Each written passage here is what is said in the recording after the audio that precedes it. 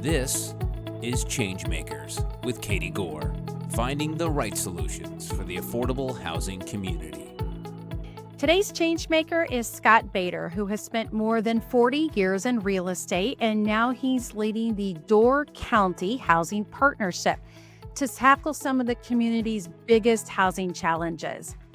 Under his leadership, the organization has created permanent affordable housing specifically for the local workforce and helping families put down roots and strengthen the community's future. Scott, welcome to the Changemakers podcast. Thank you. Thank you for having me here. I have a series of things that I want to talk with you about today. Specifically, we want to talk about Door County, but before we get into that, it's an honor to have you here. You've got nearly 4 decades in real estate, and I would be remiss if I didn't first start to ask you about some of that prior to Door County experience. So could you share how that evolution happened and then what brought you into your current role? Well, I started in 85, obviously, and I was primarily, Door County is vacation area for the most part.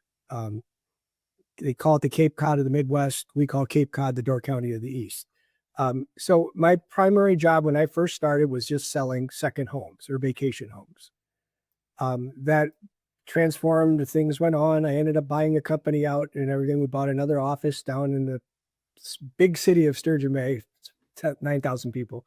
And then I ended up selling it. And then kind of it's progressed into selling more, in addition, a lot of primary residences as well. Our market went crazy. We always had a bit of a shortage with workforce housing. And Sturgeon Bay, which was a city, like I said, of just under 10,000, you could always buy an affordable house there, $50,000, $60,000. That started to change when the market really started to pick up in 2018, 2019. People started buying those up then for vacation rentals. And then 2020, things just went crazy. The market I'd never seen before. And prior to that, maybe 2010, they started doing some studies about where people that live here and work here, where they're supposed to live, because we were running out of that. And they were going to do the third or fourth study, which I was involved with. And I complained that we don't need another study. We know what the problem is. We need workforce housing. And I made the mistake of saying that to my friend Mariah Good, who said, well, we just started this partnership called Door County Housing Partnership. This was, 2021, and they started it in 2019, and we would love to have you on the board. So I met with them and everything went through the whole thing. And next thing I know, I'm president. But I'd be remiss in letting you say that under my leadership, all this has happened. It's Mariah, it's Jim Honig. There's a whole bunch of other people that started this great partnership. Some of them aren't on the board anymore, but we keep going forward. And I could not do it without everybody else. It's not just me by any means. Mm-hmm. So Door County, how big is it? Tell us a little bit about the county itself, where you are, how many people. You mentioned Sturgeon Bay. What else about Door County? Well, we're, like I said, we're primarily second homes, especially in northern Door County. So our populations they're not big. In the summer they are, but not year round by any means. Or people don't live here year round as much as it's a second home for a lot of people. Mm-hmm. We have got more miles of shoreline than any other county in the nation, I believe. We've got Lake Michigan on one side. We've got Green Bay on the other. We've got several islands out there. It's a gorgeous place. I moved up here from Central Illinois in 83 for one summer, and I haven't left. But it's a beautiful place. It's a lot of people have found out about it now, and especially during COVID, and that has really driven our workforce housing crisis to even higher levels. Mm-hmm. So being a kind of a tourist destination, second home market, and your mission then is to increase workforce housing and affordable housing.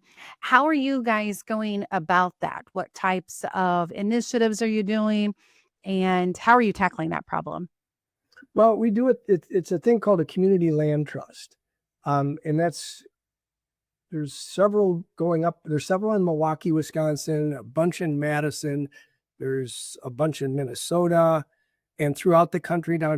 Georgia's got some. I think New York is getting some. And what it is we buy the land or we get the land donated to us, and we retain ownership to the land. So there's a 99-year lease that go, and in that lease, there's all documents that say, I'm just going to do average formulas and things like this. The person that's going to buy it can only make X amount of dollars. Once you buy it, appreciation can only go up 1% a year, roughly. So that ensures that it's going to remain workforce housing. Because, I can get a really affordable house, but then I could turn around and sell it and make a big profit. Well, then it's no longer workforce housing. So they still own the house. They have exclusive rights to the land, to use the land and everything.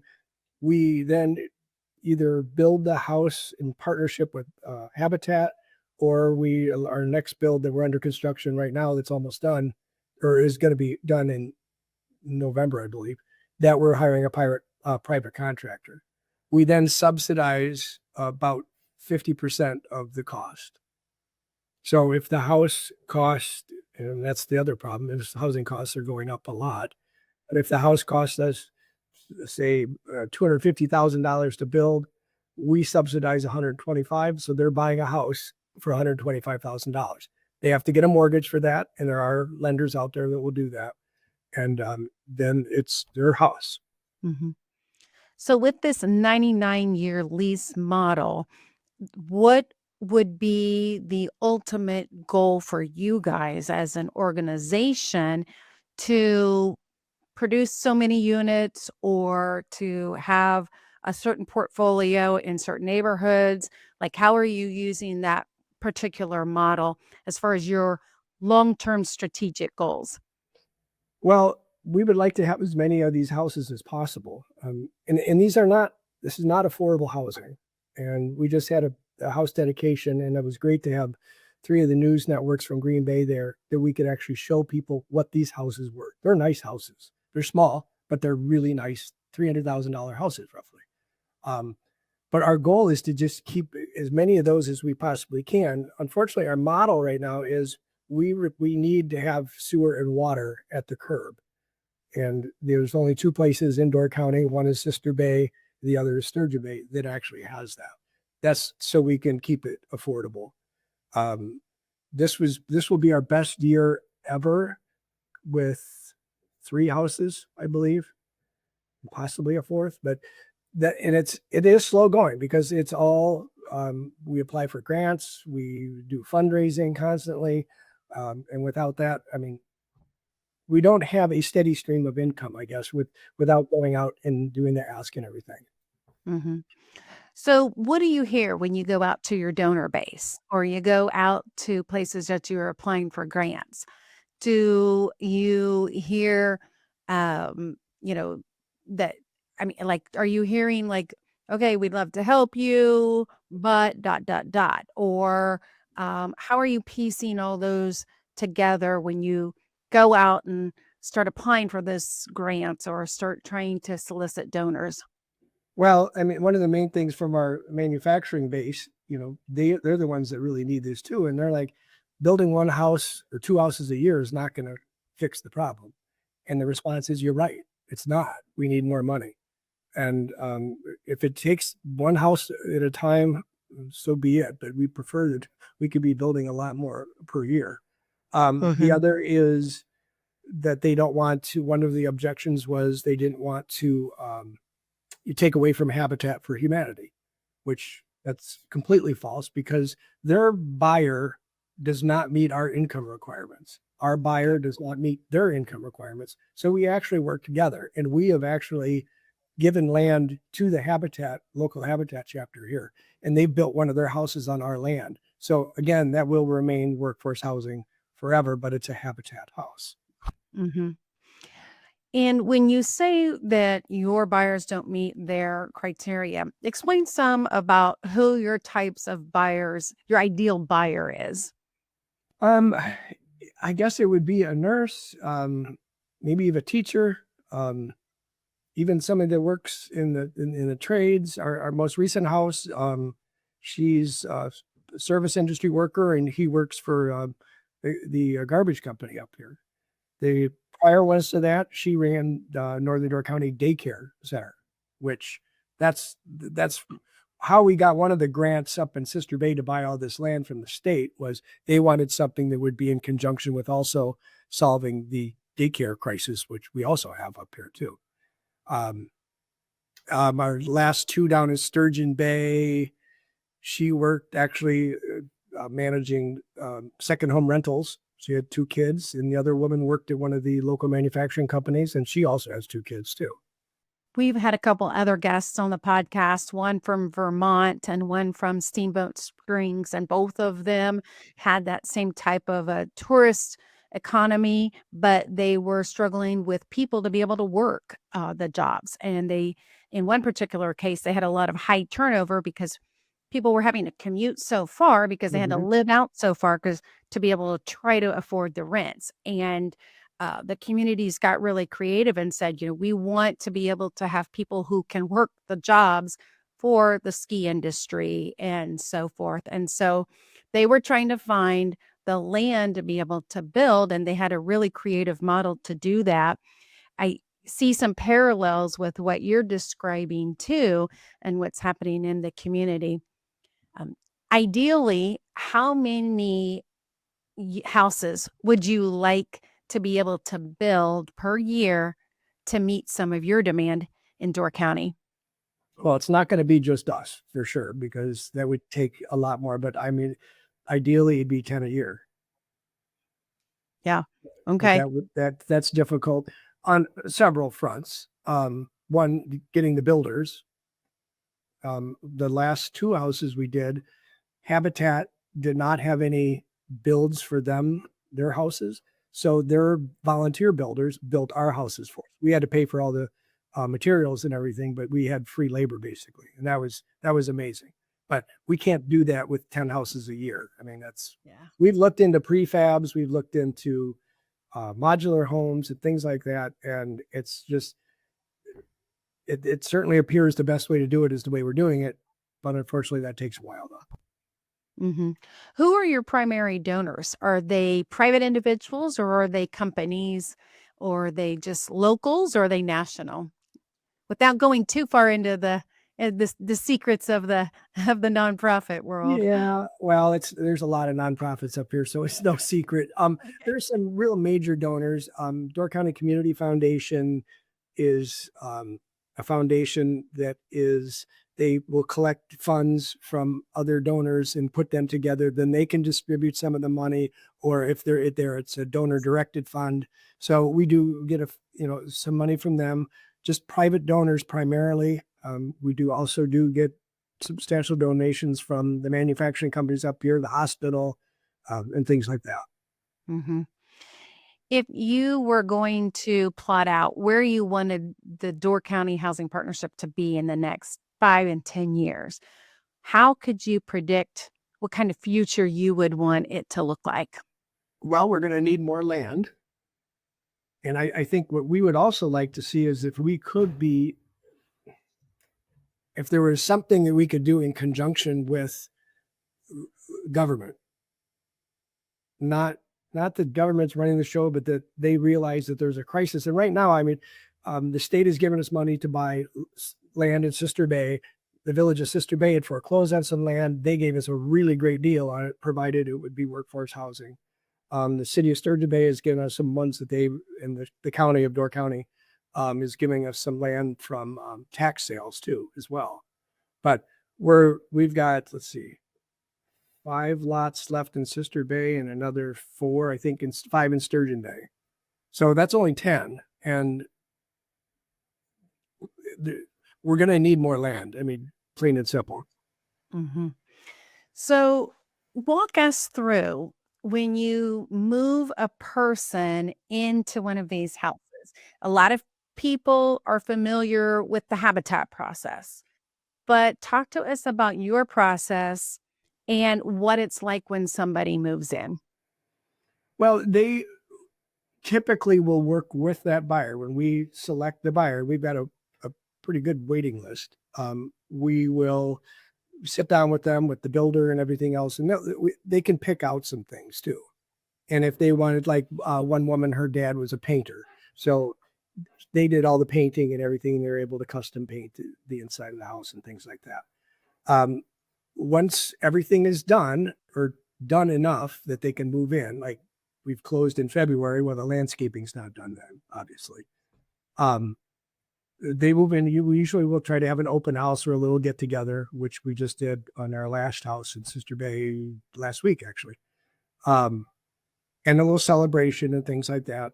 And then once they move in, like I said, it's theirs. There's, some little hiccups that will come up to. What about some requirements about trees or something like that? And what about the landscaping? How come that's not done? And things like that. But it's all good. Everybody seems, it's a really happy celebration. It really is. Mhm. And do you hear testimonials? I'm sure you do, about how people's lives changed once they moved into this property. Well, I think it's just moving into the property right off the bat. They say that their life has changed and how that they never thought they'd be able to own a house up here. Mhm. And even with, because there are apartments up here, not mostly down in Sturgeon Bay, but even those are getting so expensive that, and you just have an apartment then. They're nice apartments and everything, but now you've got a 3-bedroom, 2-bath house with a 2-car garage, with your own yard and everything else for the kids to play in. Yeah, we just don't. It's a very difficult dream to achieve for a first-time home buyer up here. It's almost impossible. And that's why actually I got involved originally, was because I didn't create this crazy market up here. It happened, but I certainly benefited from it. Mhm. And that's when we started getting involved. And I'm like, I don't know that I really want to get involved with another nonprofit because it does take a lot of time. And my wife Heidi said, I think you really should do this because, we've certainly benefited from this crazy market. And she was right, as she usually is. When one of life's lessons, you're like, you've already realized that life lesson. Excellent job. So, talk to me about the team that you have helping you do this. You mentioned them in the beginning, that there were several people in your board that were helping you along the way. Describe what kind of team you have there to help you. We have got a former county planner. We've got an active attorney. We've got a retired attorney. Got a banker. We've got an innkeeper.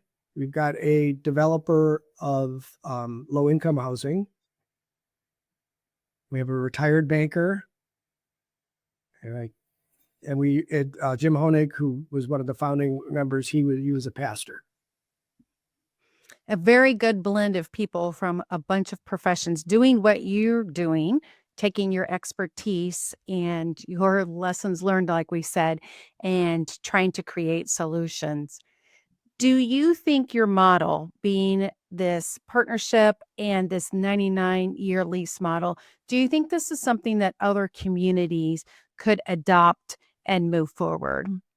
Oh, they already are, 100%. And we adopted it from, and I would have to ask Mariah about that. She's got all the historical information up here. But yes, it's really going full force now. You're going to hear a lot more about community land trusts, or CLTs. And is there something that you guys wish, looking back on your history now, that you would have incorporated or maybe done differently when you first were starting out? Well, yeah, it's always evolving, because we realize one thing when we go through the qualifying things or something like that. Oops, we really shouldn't do that, or we this would be better that way. We're constantly going over what I would have, if I would have had to say in it, and it would have worked out. To me, also having a multifamily meets our whole with the, owning the land, because a condominium, no one individual owns that land.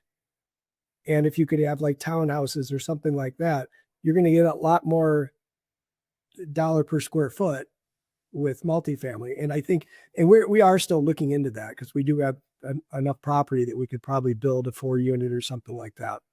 And multifamily is interesting because it exposes itself a little bit to changing the dynamics in the community, unless you can definitely point to other pieces. But there's also, like you mentioned, a great maximizing impact to what you're doing. And it's a really good use of the natural resources, the land, quite frankly, too.